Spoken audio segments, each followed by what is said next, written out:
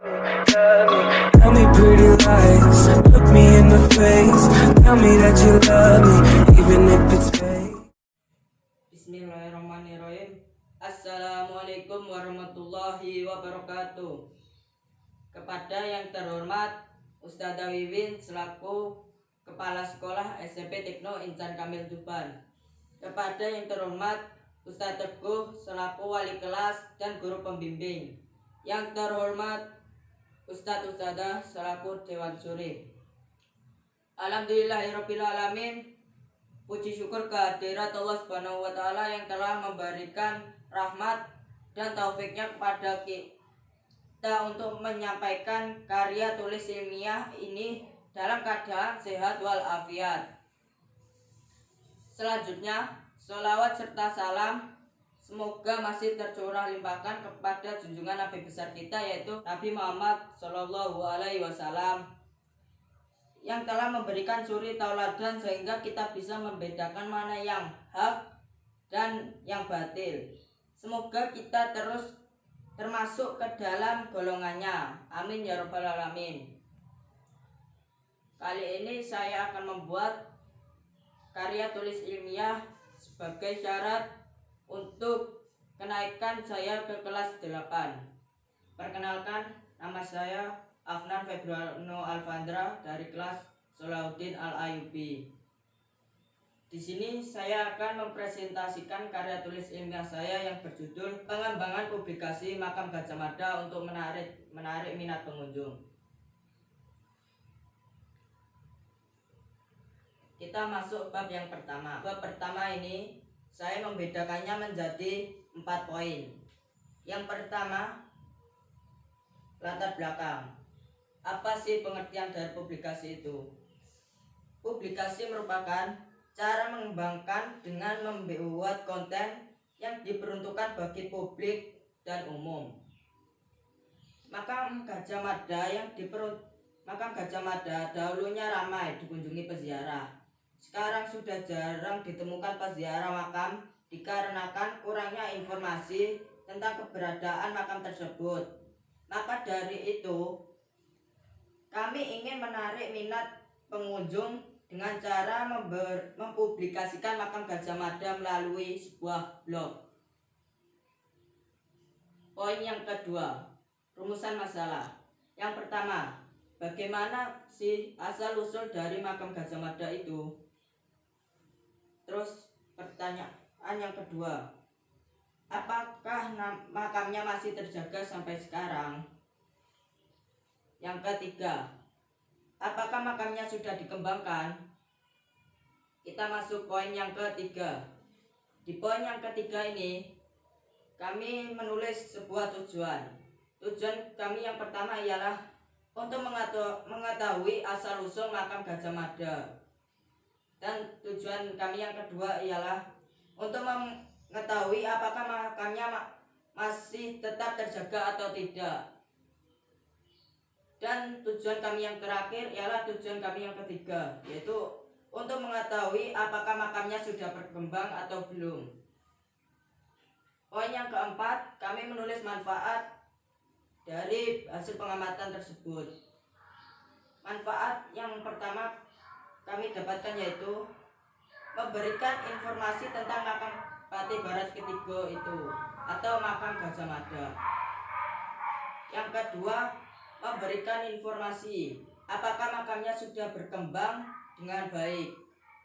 Yang ketiga, untuk menambah minat pengunjung. Kita masuk bab yang kedua. Di bab yang kedua ini ada tinjauan pustaka. Saya membedakannya menjadi 3 poin. Yang pertama ialah publikasi web, yang kedua makam Gajah Mada itu sendiri, dan yang terakhir keadaan makam Gajah Mada. Di poin yang pertama ada publikasi web.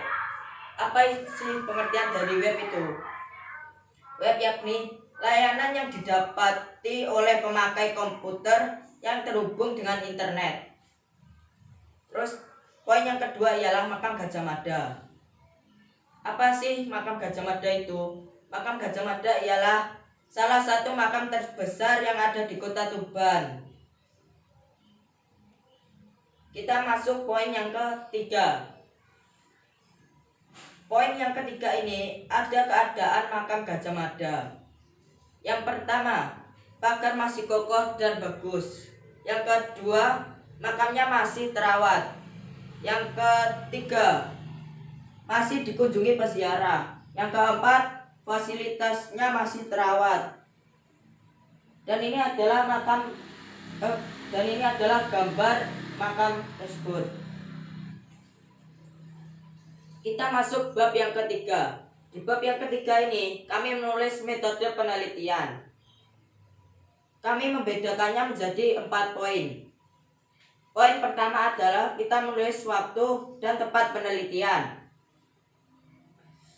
Waktunya ialah bertempatan di hari Ahad 5 April 2020 jam 7:09 sampai setengah 10.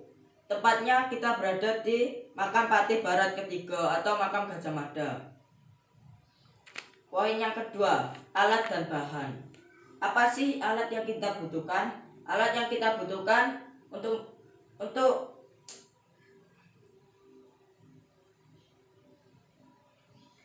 mengekspor tempat itu ialah yang pertama ada handphone, yang kedua ada kertas, yang ketiga ada ballpoint. Terus kita masuk ke bagian bahan. Apa sih bahan yang kita butuhkan?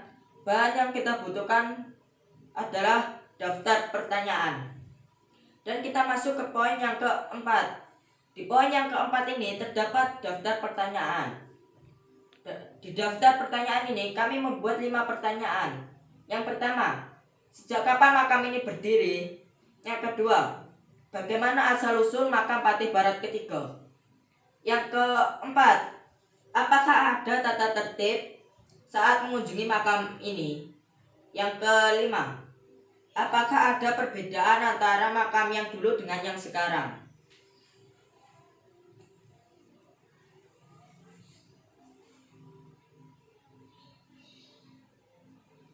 Setelah melakukan beberapa pertanyaan tersebut kepada warga yang ada di sekitar makam tersebut, kami mendapatkan jawabannya, yaitu dari pertanyaan yang pertama, yaitu sejak kapan makam itu berdiri. Kami mendapatkan jawaban dari warga, yaitu sejak masa Kesultanan Syekh Abdullah Asy'ari atau yang juga disebut Sunan Bajagung.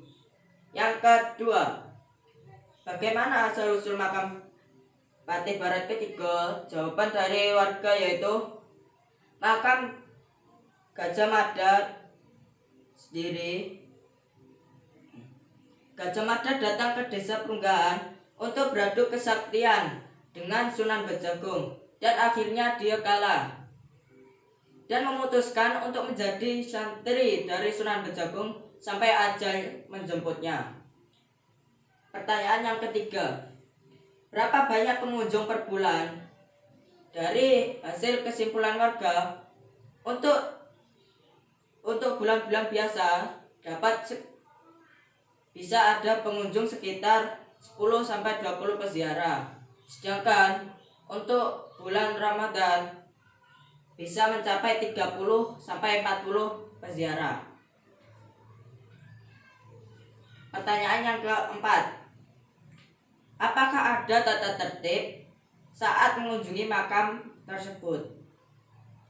Jawaban dari warga ialah ada. Salah satunya ialah kita harus sopan ketika berada di kawasan makam tersebut. Pertanyaan yang kelima atau yang terakhir, apakah ada perbedaan antara makam yang dulu dengan yang sekarang? Jawaban dari warga ialah makam yang dulu belum terdapat pagar di samping makam untuk membedakan, sedangkan sekarang sudah ada pagar untuk membedakan makam Gajah Mada.